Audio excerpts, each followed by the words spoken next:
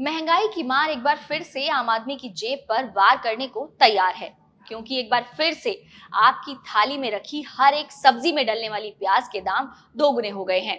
इस महीने की शुरुआत से प्याज की कीमतों की तुलना करें तो इसमें दोगुनी से ज्यादा की बढ़ोतरी देखने को मिली है। ऐसा क्यों हुआ है, जानिए इस रिपोर्ट में। महंगाई की मार एक बार फिर से आम आदमी की जेब पर वार करने के लिए तैयार है, क्योंकि एक बार फिर से आपकी थाली में रखी हर एक सब्जी में डलने वाली प्याज के दाम दोगुने होने वाले हैं। जी हाँ, इस महीने की शुरुआत से प्याज की कीमतों की तुलना करें तो इसमें दोगुनी से भी ज्यादा बढ़ोतरी देखने को मिली है। दरअसल थोक और खुदरा दोनों बाजारों में प्याज की कीमतें बढ़ गई हैं। गुरुवार को वाशी के थोक एपीएमसी बाजार में प्याज 40 से 45 रुपए प्रति किलोग्राम तक बिका, तो वहीं खुदरा बाजार में प्याज की कीमतें 70 से 75 रुपए प्रति किलोग्राम तक पहुंच गई। वहीं अगर अक्टूबर की शुरुआत में देखें तो तब होलसेल मार्केट में प्याज की कीमत 25 रुपए प्रति किलोग्राम थी और रिटेल मार्केट में 30 से 35 रुपए प्रति किलोग्राम थी। वैसे आमतौर पर नवरात्रों के समय प्याज की खपत कम होने की वजह से दामों में गिरावट देखने को मिलती है, लेकिन इस बार डिमांड में कमी आने के बावजूद दाम कम नहीं हुए और जैसे ही नवरात्रे खत्म हुए मांग में बढ़ोतरी देखने को मिली, जिसकी वजह से प्याज की कीमतों में उछाल आया, जिससे कि लोगों के घरों का बजट बिगड़ता नजर आ रहा है। अगर हम इस बढ़ती कीमतों के पीछे के कारण की बात करें तो व्यापारियों का कहना है कि इस बढ़ोतरी के पीछे फसल की कमी बड़ी वजह है, जिसके कारण जितनी डिमांड है उतनी प्याज की सप्लाई नहीं आ पा रही है। वहीं एक दूसरे व्यापारी का कहना है कि इस साल नासिक, नगर, सोलापुर जैसे प्याज के प्रोडक्शन करने वाले क्षेत्रों में बारिश देर से हुई और कम हुई, ये भी इसके पीछे बड़ी वजह है और यही कारण है कि जिसकी वजह से प्रोडक्शन काफी कम रहा। केरल में तो सामान्य का सिर्फ 30% ही प्रोडक्शन हुआ।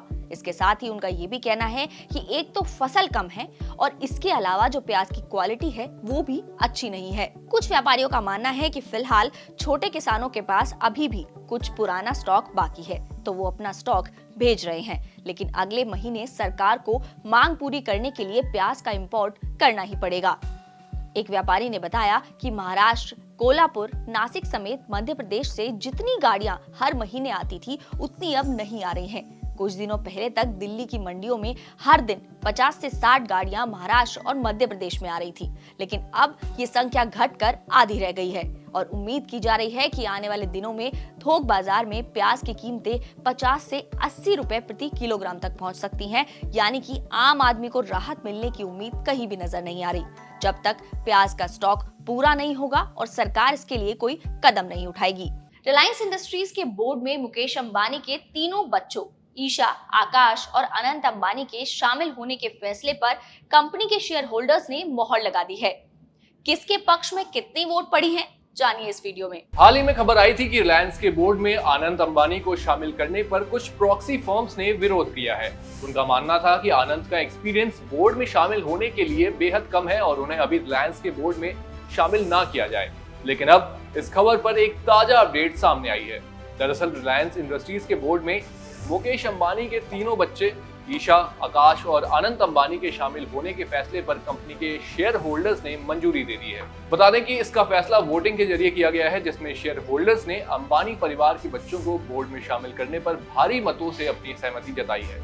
वहीं इस वोटिंग के बाद अनंत अंबानी रिलायंस इंडस्ट्रीज के बोर्ड ऑफ डायरेक्टर में non executive, non dependent director के रूप में शामिल किए गए हैं। बता दें, इससे पहले नीता अंबानी ने बोर्ड के डायरेक्टर के पद से इस्तीफा दिया था और बोर्ड में ईशा, आकाश और अनंत अंबानी को जगह दी गई थी, जिस पर आज शेयरधारकों की तरफ से भी मुहर लग चुकी है। वहीं अगर शेयर होल्डर्स की वोटिंग की बात करें तो सीएनबीसी की एक रिपोर्ट के अनुसार अनंत अंबानी के पक्ष में लगभग 92% वोट पड़े। इसके अलावा ईशा अंबानी के पक्ष में 98% वोट पड़े, तो वहीं आकाश अंबानी के पक्ष में लगभग 98% वोट पड़े। इस वोटिंग के बारे में कंपनी ने शेयर बाजार को सूचना सितंबर में ही दे दी थी और ई वोटिंग 26 अक्टूबर को खत्म ही हो गई। इस तरह से अंबानी परिवार की अगली पीढ़ी की बोर्ड में अपॉइंटमेंट को लेकर शेयर होल्डर्स की तरफ से भारी बहुमत के साथ मंजूरी मिल चुकी है।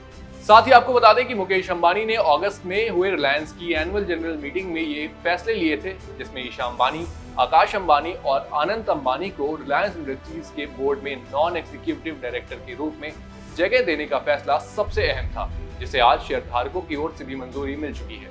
वहीं मंजूरी मिलने के बाद अब आकाश अंबानी के पास जियो की जिम्मेदारी होगी, ईशा अंबानी के पास रिलायंस के रिटेल कारोबार को आगे बढ़ाने की जिम्मेदारी होगी, तो वहीं आनंद अंबानी के पास रिलायंस के न्यू एनर्जी बिजनेस को संभालने की जिम्मेदारी होगी। सरकार ने एयरलाइंस के डार्क पैटर्न्स पर अब शिकंजा कसने की तैयारी कर ली है।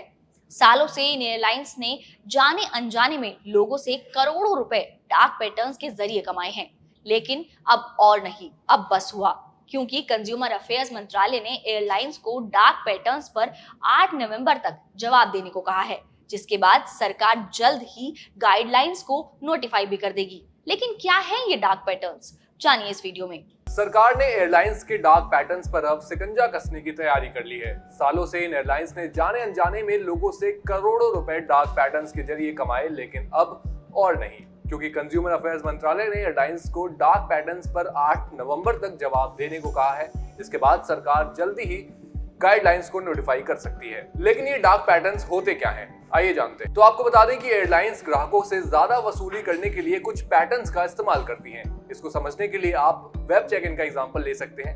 आपने देखा होगा कि एयरलाइंस आपको फ्री में वेब चेक इन करने की सर्विस देती है, लेकिन आप जैसे ही अपनी सीट बुक करने जाते हैं तो एक ट्रिकी पैटर्न के जरिए वो बीच वाली या फिर फ्लाइट में सबसे लास्ट वाली सीट कंफर्म होती है, जिससे आपको ट्रैवल करने से पहले ही अनकंफर्टेबल सीट मिलने का डर सताने लगता है। ऐसे में आपको ज्यादातर सीटें पेड मिलती हैं, यानी आपको उनके लिए पैसे देने पड़ते हैं। वहीं अगर आप वेब चेक इन करते समय अपनी फेवरेट विंडो सीट लेना चाहते हैं तो आपको उसके लिए भी एक्स्ट्रा चार्ज चुकाना पड़ता है, और इसी पैटर्न को कहते हैं डार्क पैटर्न। लेकिन अब ऐसे ही डार्क पैटर्न पर सरकार ने एयरलाइंस को चेतावनी जारी कर दी है। सरकार ने एयरलाइंस को चेतावनी देते हुए कहा कि वेब चेक इन के दौरान हर सीट को पेड नहीं दिखाया जा सकता।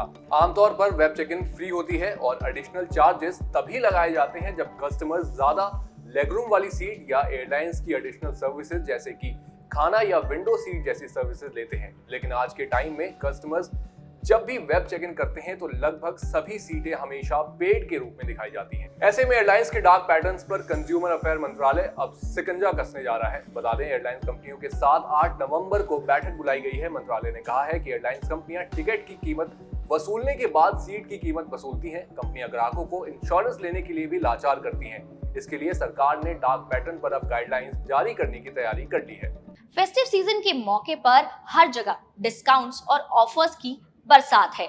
ऐसे में देश का सबसे बड़ा सरकारी बैंक यानी कि स्टेट बैंक ऑफ इंडिया अपने ग्राहकों के लिए एक शानदार ऑफर लेकर आया है। इस ऑफर के तहत बैंक एक ऐसा रुपे डेबिट कार्ड लाया है जिस पर ग्राहकों के लिए डिस्काउंट और कैशबैक ऑफर्स दिए जा रहे हैं। तो आपको कितना मिलेगा इस पर डिस्काउंट, जानिए इस वीडियो में। फेस्टिव सीजन की शुरुआत हो चुकी है, साथ ही शुरुआत हुई है तरह तरह के ऑफर्स की भी। कहीं कपड़ों पर ऑफर है तो कहीं इलेक्ट्रॉनिक्स पर। अब ऐसे में बैंकों ने भी अपने ग्राहकों को फेस्टिव सीजन के लिए ऑफर्स देना शुरू कर दिया है। देश का सबसे बड़ा सरकारी बैंक SBI यानी स्टेट बैंक ऑफ इंडिया ने फेस्टिव सीजन के मौके पर कस्टमर्स के लिए एक शानदार ऑफर लेकर आया है।